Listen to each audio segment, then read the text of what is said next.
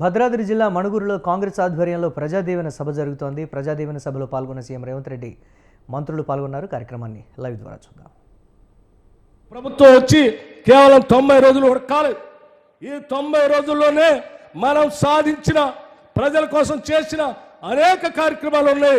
ఆ కార్యక్రమాలన్నీ కూడా రాష్ట్ర ముఖ్యమంత్రి వర్యులు రేవంత్ రెడ్డి గారు మీకు స్పష్టంగా ఇంకా చాలా వివరించేది ఉంది. వారు వివరిస్తారని మీ అందరికీ సవినయంగా మనవి చేస్తూ, కార్యక్రమానికి వచ్చినట్టు మీ అందరికి కూడా మరొకసారి నా హృదయపూర్వకమైనటువంటి ధన్యవాదాలు తెలియజేస్తూ సెలవు తీసుకుంటాను. జై హింద్, జై కాంగ్రెస్.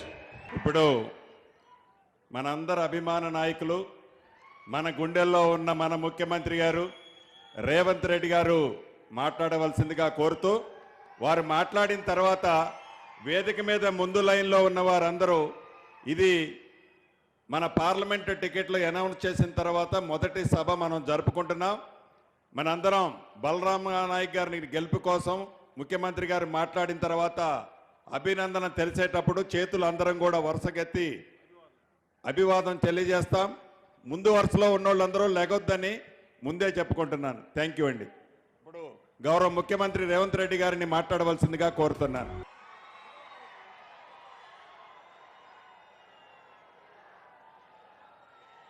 మిత్రులారా,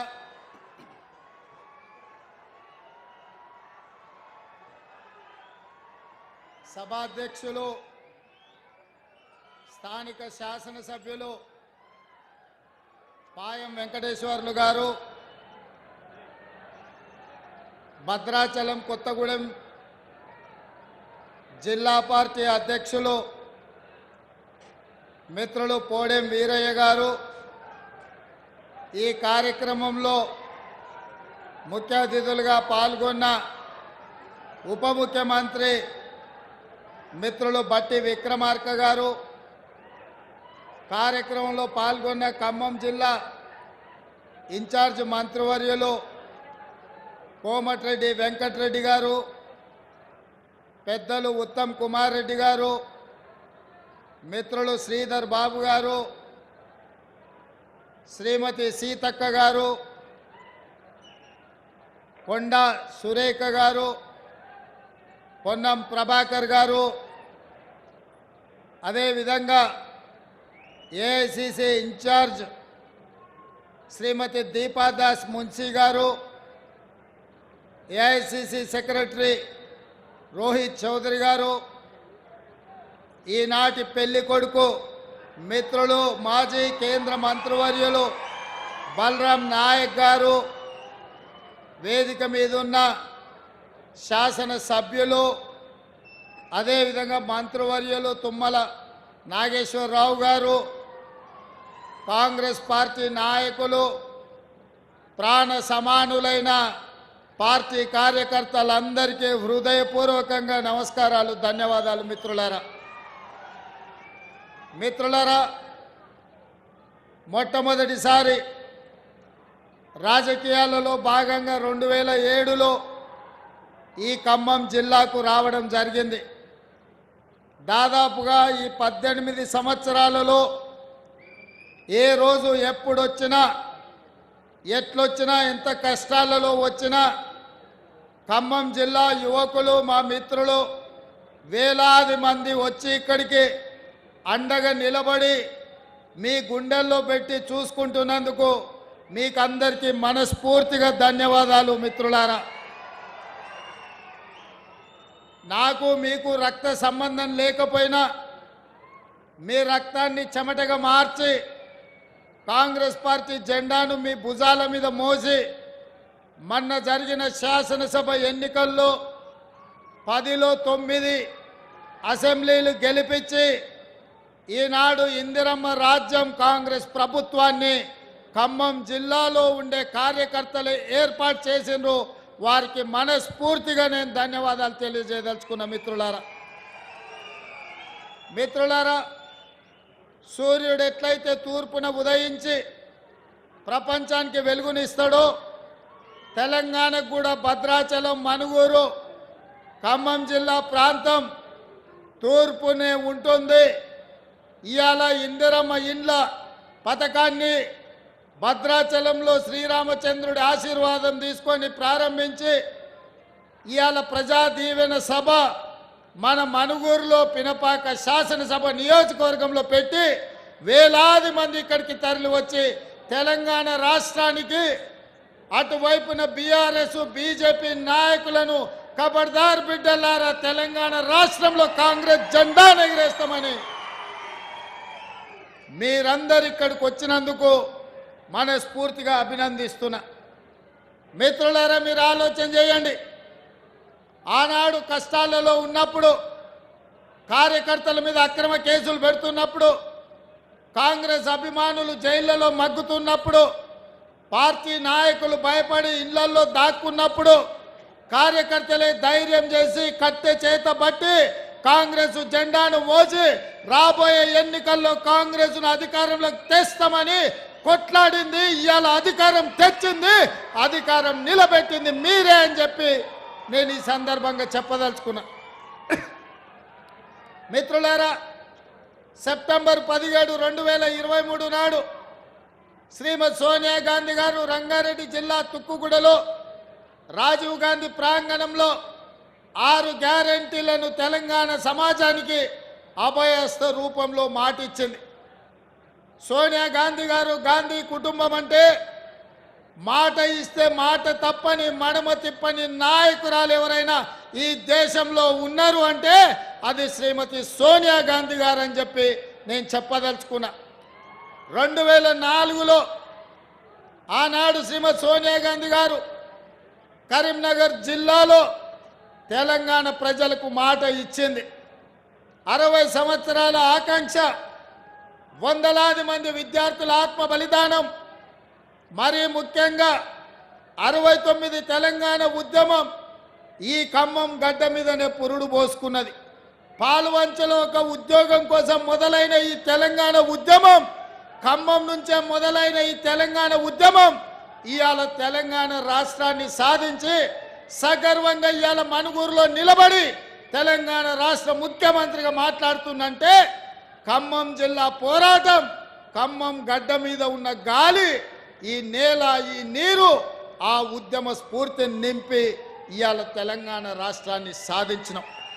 ఆ స్ఫూర్తితో మొదలైన తెలంగాణ ఉద్యమం ఇవాళ తెలంగాణ రాష్ట్రాన్ని సాధించిన తెలంగాణ రాష్ట్రంలో కల్వకుంట్ల చంద్రశేఖరరావు 2 సార్లు 10 సంవత్సరాలు ముఖ్యమంత్రి అయి దళితులకు 3 ఎకరాల భూమి ఇస్తాని, డబుల్ బెడ్రూమ్ ఇల్లు ఇస్తాని, గిరిజనులకు పోడు భూముల పట్టాలు ఇస్తాని, గిరిజనులకు 12% రిజర్వేషన్ ఇస్తాని, మైనారిటీలకు 12% రిజర్వేషన్ ఇస్తాని, ఇంటికో ఉద్యోగం ఇస్తాని ఇవాళ రకరకాల హామీలు ఇచ్చి తెలంగాణ సమాజాన్ని మోసం చేసిండు. కానీ ఖమ్మం జిల్లా ఒక గొప్ప చరిత్ర కలిగిన జిల్లా. 2014 కానీ 2018 కానీ 2023 కానీ ఏ ఎన్నికల్లో బీఆర్ఎస్ పార్టీని నమ్మలేదు, ఈ గడ్డ మీద గెలవనీయలేదు. బీఆర్ఎస్ను గడిచిన 3 ఎన్నికల్లో 100 మీటర్ల గోతి తీసి పాతి పెట్టిన జిల్లా ఏదైనా ఉందంటే ఉమ్మడి ఖమ్మం జిల్లా. ఈ జిల్లాలో ఉన్న చైతన్యం బీఆర్ఎస్ను బొంద పెట్టించింది. మిత్రులారా, ఇవాళ ఖమ్మం జిల్లా కాంగ్రెస్ పార్టీకి ఎంత ముఖ్యమో మీ జిల్లాకి ఇచ్చిన పదవులను లెక్క పెట్టండి. 9 మంది ఎమ్మెల్యేలు ఉంటే ఇవాళ బట్టి విక్రమార్క గారు ఉప ముఖ్యమంత్రి అయినరు, పొంగులేటి శ్రీనివాసరెడ్డి గారు రెవెన్యూ శాఖ, హౌసింగ్ శాఖ, ప్రచార శాఖ మంత్రి అయినరు, తుమ్మల నాగేశ్వరరావు గారు అత్యంత కీలకమైన వ్యవసాయ శాఖకు మంత్రి అయినరు. అంతెందుకు, మొన్న 2 రాజ్యసభ సీట్లుంటే 2 ఒకటి కేంద్ర మాజీ మంత్రివర్యులు శ్రీమతి రేణుకా చౌదరి గారికి కాంగ్రెస్ పార్టీ సోనియమ్మ టికెట్ ఇచ్చి మీ ఖమ్మం జిల్లాకు కాంగ్రెస్లో ప్రత్యేక ఉంది అని నిరూపించారు. అదే కాదు, మన్మోహన్ సింగ్ గారు ప్రధానమంత్రిగా ఉన్నప్పుడు, సోనియా గాంధీ గారు యూపీఏ చైర్పర్సన్ ఉన్నప్పుడు ఇటు పక్కన రేణుకా చౌదరి గారిని ఈ పక్కన మహబూబాబాద్ పార్లమెంట్ సభ్యుడు బలరాం నాయకుడు ఒక లంబాడ బిడ్డను కేంద్ర మంత్రుల్ని ఈ జిల్లా నుంచే ఆనాడు ఇద్దరిని చేయడం జరిగింది. ఇవాళ ఇందిరమ్మ ఇండ్లు తెలంగాణ పేదలకు దేవాలయాలు. అట్లాంటి ఇందిరమ్మ ఇండ్ల పథకం 4.5 లక్షల కుటుంబాలకు 22,500 కోట్ల రూపాయలతోని అభయస్థంలో భాగంగా ఇందిరమ్మ ఇండ్ల సంక్షేమ పథకం ఇవాళ భద్రాచలంలో రాములవారి ఆశీర్వాదంతో ప్రారంభించుకున్నామంటే ఈ ఖమ్మం జిల్లాకు కాంగ్రెస్ పార్టీ ఇస్తున్న ప్రాధాన్యత, ఖమ్మం జిల్లాలో కాంగ్రెస్ పార్టీకి అండగా ఉన్న మీ ప్రాధాన్యత జాతీయ స్థాయిలో ప్రతి ఒక్కరికి తెలుసు. అందుకే మిత్రులారా, ఈ ప్రజా దీవెన సభ జరగబోయే పార్లమెంట్ ఎన్నికల్లో 4 టికెట్లు ప్రకటిస్తే అందులో బలరాం నాయక్ గారి టికెట్ను సోనియా గాంధీ గారు, మల్లికార్జున్ ఖర్గే గారు, రాహుల్ గాంధీ గారు, ప్రియాంక గాంధీ గారు ఆమోదించి మీ మహబూబాబాద్ పార్లమెంటు టికెట్ని దేశంలోనే 39 టికెట్లు ప్రకటిస్తే మహబూబాబాద్ పార్లమెంటు టికెట్ను కూడా ప్రకటించడం జరిగింది అనంటే ఈ ప్రాంతం పట్ల, ఈ కార్యకర్తల పట్ల భట్టి గారి పర్యవేక్షణలో మీ అభిమాన నాయకుడు పొంగులేటి శ్రీనివాసరెడ్డి గారి నేతృత్వంలో 1,50,000 మెజార్టీతోని మహబూబాబాద్ పార్లమెంటు సీటు గెలవబోతుంది. గెలిపించడానికి మీరందరూ కార్యకర్తలు సంసిద్ధులై మొన్న శాసనసభ ఎన్నికల్లో ఎట్లయితే కృషి చేసిండ్రో రేపు పార్లమెంట్ ఎన్నికల్లో కూడా అట్లనే ప్రతి ఇంటికి పోవాలి, ప్రతి తలుపు తట్టాలి, ప్రతి గుండెకు చేరాలి, సోనియమ్మ సందేశాన్ని చెప్పాలి. ఇందిరమ్మ రాజ్యంలో వచ్చిన 48 గంటల్లోనే ప్రారంభించిన బస్సు పొన్నం ప్రభాకర్ గారి నేతృత్వంలో ఆర్టీసీ బస్సుల్లో ఇప్పటికీ 90 రోజుల్లో 24 కోట్ల ఆడబిడ్డలు బస్సుల్లో ఉచితంగా ప్రయాణం చేసి ఇవాళ తెలంగాణ నలుమూలల ఎక్కడికి పోయినా, భద్రాద్రి రాములవారి దగ్గరికి పోయినా, యాదగిరిగుట్ట లక్ష్మీ నరసింహస్వామి దగ్గరికి పోయినా, సమ్మక్క సార్లమ్మ సీతక్క నియోజకవర్గం ములుగు పోయినా ఆడబిడ్డలు ఉచితంగా ప్రయాణం చేసింది. ఇదే కాదు, ఇవాళ పేదలు వైద్యం అందక దవాఖాన్లకు వెళ్తే కేసీఆర్ గుండెలు బలగొట్టాలి. అదేవిధంగా వ్యవసాయం ఉన్న వాళ్ళకే ఉచిత కరెంటు, భూమి ఉంటేనే కరెంటు ఉచితంగా ఇస్తారా సార్? భూమి లేని పేద వాళ్లకు ఇంటి కరెంటు బిల్లులు ఉన్న ఆస్తి అమ్ముకునే పరిస్థితి ఉందని మా పాదయాత్రలో చెప్పింది. అది భట్టి గారు ఆదిలాబాద్ నుంచి ఖమ్మం వరకు చేసిన పాదయాత్ర కావచ్చు, నేను కూడా పాదయాత్రలో ఈ ఖమ్మం జిల్లాలో తిరిగినప్పుడు కావచ్చు, పేదలందరూ మా దృష్టికి తీసుకొచ్చారు. అవును, నిజమే కదా, పేదవాళ్ళు చెప్తున్నది భూమి లేని పేదలను కూడా ఆదుకోవాల్సిన బాధ్యత మా ప్రభుత్వం మీద ఉన్నది కదా. అందుకే ఇందిరమ్మ రాజ్యంలో ప్రతి పేదవాడికి మేలు జరగాలి అంటే ప్రతి తెల్ల రేషన్ కార్డు ఉన్న పేదవాడి ఇంటికి 200 యూనిట్లు ఉచిత కరెంటు ఇవ్వాలని, 0 బిల్లులు మీ ఇంటికి పంపాలని, మీ కళ్ళల్లో వెలుగులు, మీ గుండెల్లో ఆనందం చూడాలని విద్యుత్ శాఖ మంత్రిగా భట్టి విక్రమార్క గారు 0 బిల్లులు ఇచ్చి ఇవాళ పేదల ఇండ్లకు ఉచిత కరెంటు పథకాన్ని అమలు చేసిన మిత్రులారా. ఈ 4 పథకాలే కాదు, ఈరోజు మీ నాయకుడు పొంగులేటి శ్రీనివాసరెడ్డి గారి ఆధ్వర్యంలో ఉన్న గృహ నిర్మాణ శాఖలో పేదవాళ్ళను ఆదుకోవడానికి ఆనాడు కేసీఆర్ అన్నాడు, ఇందిరమ్మ ఇండ్లు వద్దు, అవి డబ్బా ఇండ్లు, డబుల్ బెడ్రూమ్ ఇల్లే ముద్దు, ప్రతి పేదవాడికి డబుల్ బెడ్రూమ్ ఇల్లు ఇస్తాం, కొడుకు కోడలు ఉంటే ఆడవంటారు, పండుగ పూట బిడ్డ అల్లుడు వస్తే యాడ ఉంటారు, గొర్రె పిల్లను మేక పిల్లను ఉంటే యాడ కట్టేస్తారని యాస భాషలతో ప్రజలకు మాట ఇచ్చిండు. మరి 10 ఏళ్ళల్లో ఈడున్న అందరినీ గ్రామాలలో ఆడుతున్నా, మీకు ఎవరికైనా డబుల్ బెడ్రూమ్ ఇల్లు ఇచ్చిండా? ఎవరికైనా డబుల్ బెడ్రూమ్ ఇల్లు ఇచ్చిండా? మరి ఎవరికి డబుల్ బెడ్రూమ్ ఇవ్వకపోతే 10 ఏళ్ళు ఈ ప్రజలు ఇల్లు లేకుండా ఉండాల్సిందేనా? కేసీఆర్ ముఖ్యమంత్రి అయినప్పుడు 10 ఏళ్ల పిల్లగాడు లాగు తోడుకున్నాడు, ఇవాళ పాయింట్ వేసుకొని పంచ కట్టుకొని పెళ్లి చేసుకొని పిల్లల్ని కంటున్నాడు. మళ్ళీ వాళ్ళకి ఇల్లు అక్కర్లేదా? అందుకే ఇవాళ ఇల్లు లేని పేదవాడికి, పెళ్ళైన ప్రతి పిల్లవాడికి ఇందిరమ్మ ఇల్లు ఇవ్వాలని 4.5 లక్షల ఇండ్లు 22,500 కోట్లతోటి ఇవాళ భద్రాచలంలో మీ పేదోళ్ళని ఆదుకోవడానికి, మీ పేదల ఆత్మగౌరవంతో బ్రతకడానికి మీ ఇల్లు మీకుండాలి. మీ ఇంటి ముందల మీరు కూర్చేసుకొని కాళ్ళ మీద కాలేసుకొని కూర్చోవాలి అని ఇవాళ ఇందిరమ్మ ఇండ్ల పథకాన్ని ఇవాళ మీ ప్రాంతంలో ఖమ్మం జిల్లాలో ప్రారంభించిన మిత్రులారా, ఇవాళ మేం మంచి చేస్తుంటే చూడబుద్ధి కాక చూసి ఓర్వలేక రోజు శాపనార్థాలు పెడుతున్నారు తండ్రి కొడుకులు, మామ అల్లుడు, అయ్యా బిడ్డ అందరూ. నేను అడగదలుచుకున్న మిత్రులారా, ఉట్టి మీద ఉన్న పాల కోసం కింద ఉన్న పిల్లి శాపనార్థాలు పెడితే ఉట్టి తెగుతుందా? ఉట్టి తెగుతుందా? ఇవాళ వాళ్ళు నీతులు చెప్తారు మీరు ఇచ్చిన హామీలు అమలు చేయండి అని. మరి మీరు ఇచ్చిన హామీలు 10 ఏళ్ళు అయింది. సిగ్గులేనోడా కేటీఆర్ ఎన్నడన్నా ఆలోచన చేసినవా? నీ అయ్యాన్ని అడిగినవా ఎప్పుడైనా ఇంటికి వెళ్ళి? ఇవాళ 90 రోజుల్లోనే ఇందిరమ్మ రాజ్యంలో 1,00,000 కోట్లాది ఆడబిడ్డలు బస్సుల్లో ఉచితంగా ప్రయాణం చేస్తున్నారు. పేదలకు రాజీవ్ ఆరోగ్యశ్రీ పథకం అమలు అవుతుంది. పేదలకు ఇవాళ 500 రూపాయలకే ఆడబిడ్డలకు సిలిండర్ అందిస్తున్నాం. పేదలకు ఇవాళ 200 యూనిట్లు ఉచితంగా ఇంటి విద్యుత్ ఇస్తున్నాం. ఇవాళ పేదలకు 5 లక్షల రూపాయలతోటి ఇందిరమ్మ ఇల్లు కట్టుకోనికే కాంగ్రెస్ పార్టీ పనిచేసింది. ఇదే కాదు, 90 రోజుల్లో 30,000 ఉద్యోగాలు నిరుద్యోగ యువకులకు అందించి ఉద్యోగాలు లేక ఉపాధి రాక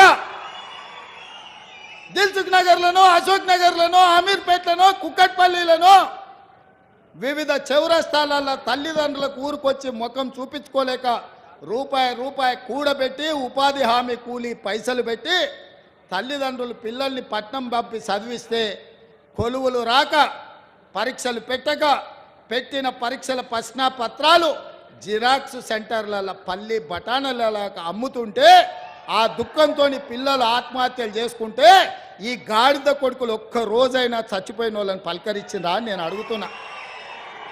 సిగ్గు కాకుండా హరీష్ రావు మాట్లాడుతుండు. నేను మొన్న కూడా అన్న, ఇవాళ కూడా చెప్తున్నా, దూలం లెక్క పెరిగింది కానీ దూడకున్న బుద్ధి కూడా లేదయా.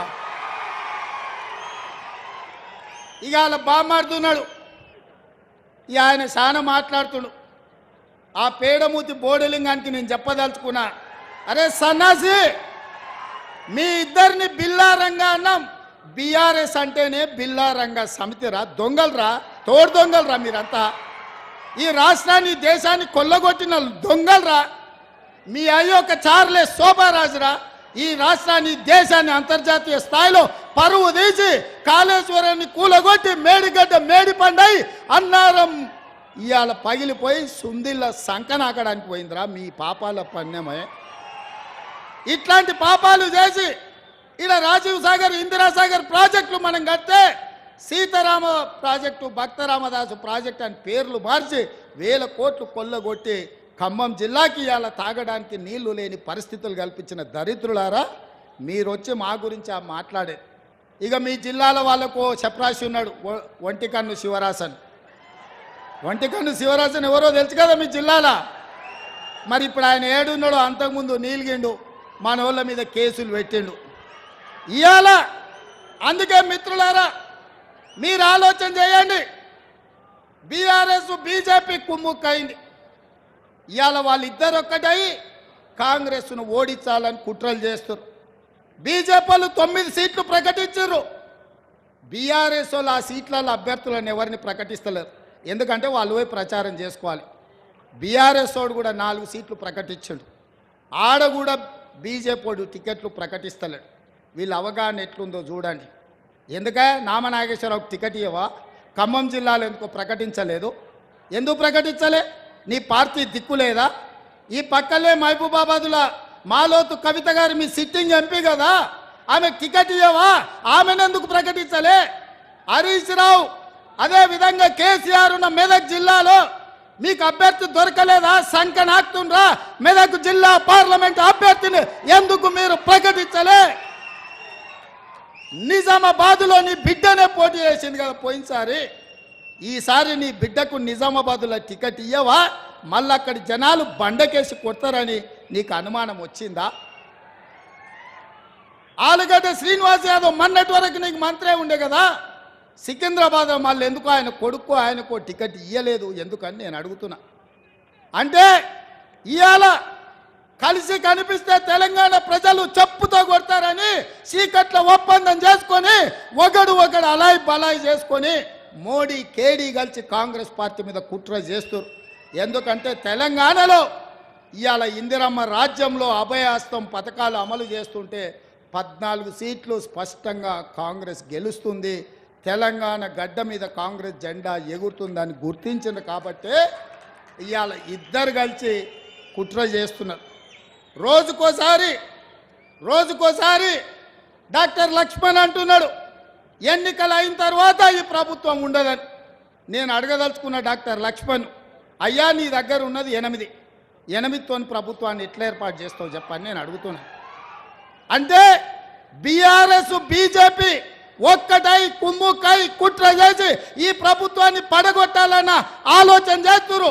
అందుకే బీఆర్ఎస్ ఎమ్మెల్యేలు చాలా మంది అన్న ఇందిరమ్మ రాజ్యం ఉండాలి, ఇన్నేళ్ళు మేము ఆ పార్టీలు ఉన్నా ఒక్కరోజు కూడా ముఖ్యమంత్రి మా గల్వలే, మా మాట వినలే, ఆయన ఎట్లుంటాడో మేము చూడలేదు.